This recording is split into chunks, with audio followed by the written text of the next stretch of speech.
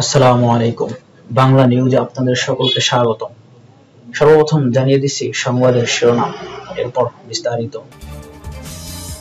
নির্বাচনের মধ্য দিয়ে রাষ্ট্র কাঠামোয় পরিবর্তন আসবে বললেন গয়েশ্বর। বিজয় দিবসে ঢাকা মহাসমাবেশ করবে বিএনপি। সাবিতে খালেদা জিয়ার সুস্থতা কামনায় ইউটিউবের দোয়া। কোন শক্তি আগামী নির্বাচন ঠেকাতে পারবে না বলল মোশাররফ। এত সময় শুনছিলেন সংবাদের শিরোনাম, এবার বিস্তারিত। নির্বাচনের মধ্য দিয়ে রাষ্ট্র কাঠামোয় পরিবর্তন আসবে বললেন গয়েশ্বর। বিএনপির স্থায়ী কমিটির সদস্য গয়েশ্বর চন্দ্র রায় বলেছেন, আগামী জাতীয় নির্বাচনের মধ্য দিয়ে রাষ্ট্র কাঠামোতে অনেক পরিবর্তন আসবে।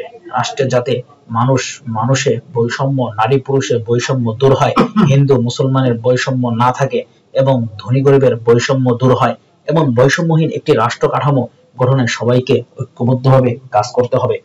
শনিবার দুপুরে সিরাজদি খান উপজেলার শেখরনগর রায়বাহাদুর শ্রীনাথ ইনস্টিটিউট খেলার মাঠে মুন্সিগঞ্জ ১ আসনে বিএনপি মনোনীত প্রার্থী শেখ মোহাম্মদ আবদুল্লাহর সমর্থনে সনাতন ধর্মাবলম্বীদের মহাসমাবেশে প্রধান অতিথির বক্তব্যে তিনি এসব কথা বলেন। গয়েশ্বর বলেন, দেশে এখন অপর একটি শক্তি আছে, সেটি সাম্প্রদায়িক শক্তি। সাম্প্রদায়িক শক্তি যদি দেশে মাথাছাড়া দিয়ে ওঠে তাহলে কি হবে, দেশের মানুষ কিছুটা হলেও বুঝতে পারছে। তিনি বলেন, আজকে আওয়ামী লীগ নাই, পালিয়ে গেছে। আওয়ামী লীগের নেতারাও মাঠে নাই, পালিয়ে গেছে। তাহলে বিএনপি লড়াই করবে কার সঙ্গে? সেই সুযোগে সাম্প্রদায়িক শক্তি এক হচ্ছে দেশের গণতান্ত্রিক ধারাকে ব্যাহত করতে। বিএনপির চেয়ারপারসন বেগম খালেদা জিয়ার আরোগ্য কামনা করে গয়েশ্বর বলেন, যদি দেশনেত্রী না থাকে তাহলে জাতীয় সংসদ নির্বাচন নিয়েও সংশয় দেখা দিবে। আলী আসগর ডিগ্রি কলেজের প্রভাষক চরিত্র দেবনাথ ও তাপস দাসের সঞ্চালনায় সমাবেশের কলেজের সাবেক অধ্যক্ষ বিশুদ্ধানন্দ চক্রবর্তীর সভাপতিত্বে আরো বক্তব্য রাখেন মুন্সিগঞ্জ ১ আসনের বিএনপি মনোনীত প্রার্থী মোহাম্মদ আবদুল্লাহ ও সনাতন ধর্মাবলম্বী নেতৃবৃন্দ এবং স্থানীয় বিএনপির বিভিন্ন পর্যায়ের নেতারা। অনুষ্ঠানে উপস্থিত ছিলেন বাংলাদেশ হিন্দু মহাজোটের সাধারণ সম্পাদক সুশান্ত চক্রবর্তী, জেলা পূজা উদযাপন পরিষদ সদস্য সচিব প্রশান্ত কুমার মন্ডল দোলার, অ্যাডভোকেট সোমেশ্বর নাথ, সিরাজদি খান পূজা পরিষদ সাধারণ সম্পাদক গানদীপ ঘোষ। এছাড়া আরো উপস্থিত ছিলেন জেলা বিএনপির আহ্বায়ক সদস্য দুলাল দাস, বিমল দাস, শেখরনগর নগর ইউনিয়ন পরিষদের চেয়ারম্যান দেবব্রত সরকার টুটুল, রাধেশ্যাম ঘোষ রাজু।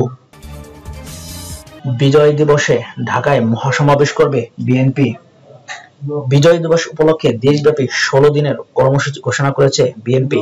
সারা দেশে বিজয় মশাল রোড শো করে ১৬ ডিসেম্বর রাজধানীর মানিক মিয়া এভিনিউতে মহাসমাবেশ করবে দলটি।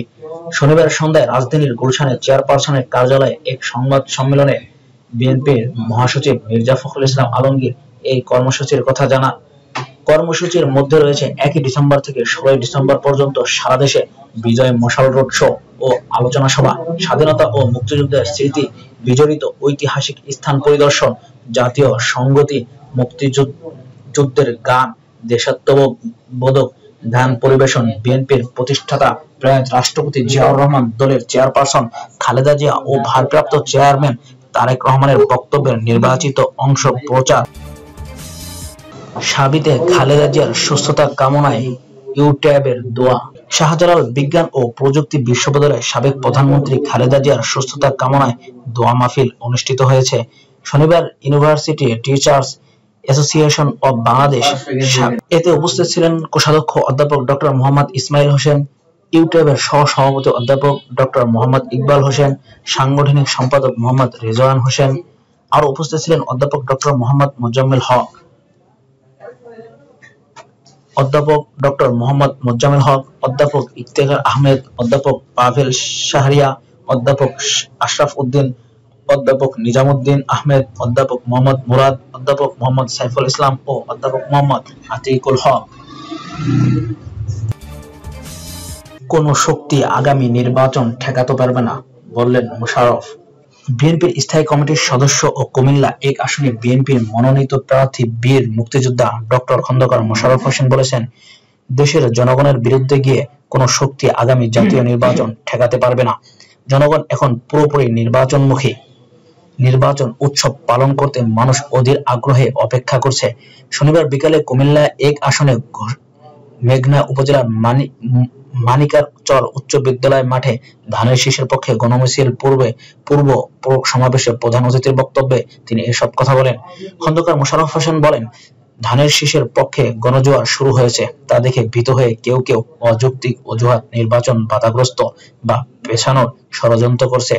দেশের উন্নয়ন, স্থিতিশীলতা ও গণতন্ত্র পুনরুদ্ধার করতে নির্বাচিত সরকারের কোনো বিকল্প নেই। দেশ ও জাতির বৃহত্তর স্বার্থে দেশ প্রেমে উদ্বুদ্ধ হয়ে সব রাজনৈতিক দলকে আগামী ফেব্রুয়ারির নির্বাচনে অংশ নেওয়ার জন্য আহ্বান জানান ডক্টর খন্দকার মোশাররফ। তিনি বলেন, জনগণ গত 15 বছর কোনো নির্বাচনে ভোট দিতে পারেনি। দেশের মানুষ যখনই ভোট দেওয়ার সুযোগ পেয়েছে, তারা বিপুল ভোটে বিএনপিকে ক্ষমতায় অধিষ্ঠিত করেছে।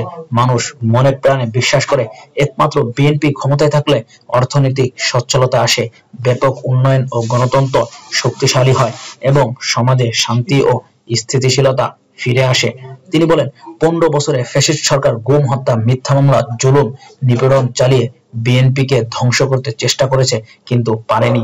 এই 15 বছর ফ্যাসিস্ট বিরোধী আন্দোলন এবং 24শে জুলাই আন্দোলনের বিএনপির অবদান ছিল প্রশংসনীয়।